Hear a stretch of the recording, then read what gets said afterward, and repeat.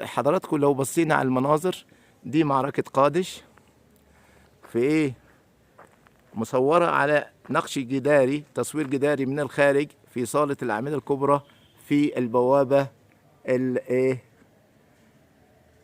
طبعا الحائط الجنوبي. هناك اهو البطل الهمام رمسيس الثاني هو ماسك القوس والسهم وبيضرب ويصوب على أعدائه، وهناك اهو كده بيكتفهم ماشي، حاطط اللي هو السلاح تحت إبطه وبيكتف الأعداء. دي معركة قادش اللي هو بيفخر انتصاره، بيفتخر بانتصاره، واحنا بنفتخر بانتصاراتنا العسكرية الدائمة إن شاء الله وإلى الأبد. دي معركة قادش، وطبعا لغاية لما استسلم موتيلي وحكام قادش.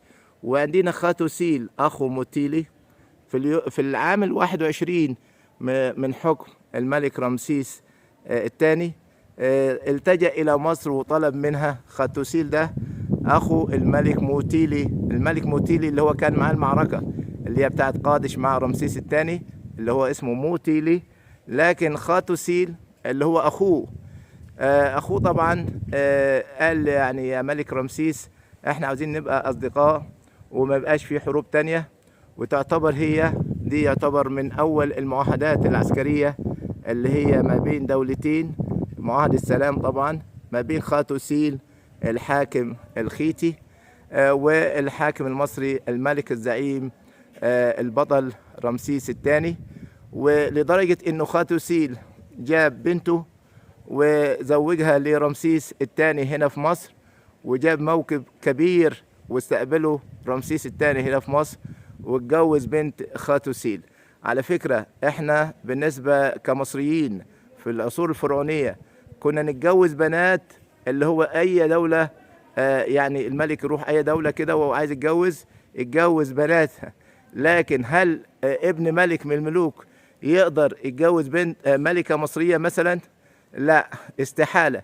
لدرجة انه الملكة عنقس امباه امون زوجة الملك توت عنخ امون لما ارسلت رسالة الى حاكم طبعا سوريا وكده بتقول له ابعت لي احد ابنائك اتجوزه لاني انا امرأة ثكلة في زوجها اللي هو توت عنخ امون.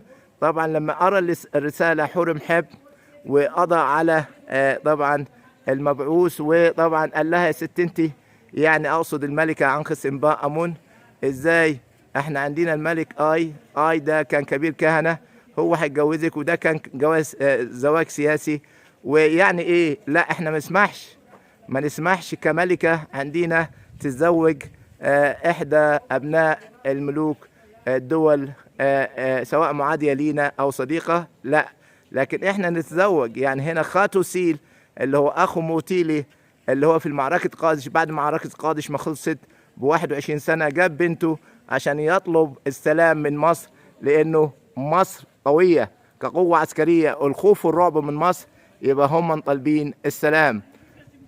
ده نقش جداري، ولا زلنا الحديث على انتصاراتنا العسكرية في 6 أكتوبر عام 1973، وكل عام وأنتم بخير.